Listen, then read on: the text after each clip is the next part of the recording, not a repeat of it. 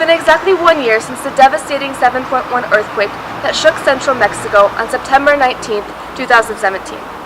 It's been a long year of work, but we're thankful for all of our sponsors, donors, volunteers, and allies who have been with us every step of the way. In the last 12 months, 80 families have received food and hygiene kits, allowing them to cover their basic needs in the first days and weeks after the emergency. Also, 230 women and children participated in workshops to learn how to handle post-traumatic stress, both from the emergency and in their daily lives. 39 businesses were reactivated, allowing families to have a source of income to rebuild their own lives. And 38 students from the Faculty of Superior Studies in Tetela del Volcán were given scholarships in order to continue their studies during tough economic times for their families. Finally, we're excited to announce that construction has begun on 16 of the 37 houses we'll build this year for families in Tetela del Volcán and Morelos.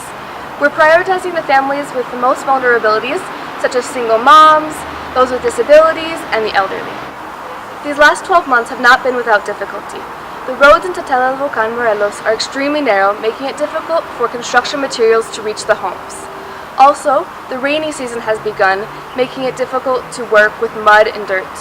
In addition, there's a scarcity of materials due to the number of families that are needing to build their homes.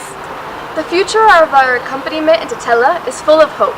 We're excited this year to implement our program for education for nonviolence in Tetela del Volcán with some of the youth in order to teach peaceful resolution of conflicts. In addition, we're planning to invite Amextra finances to give workshops on business management and personal finances.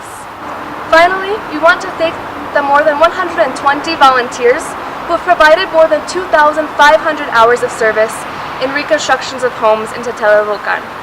If you would like to learn more about our response to the emergency, you can visit our website www.amextra.org. Thank you again for accompanying us on this journey. We hope to hear from you soon.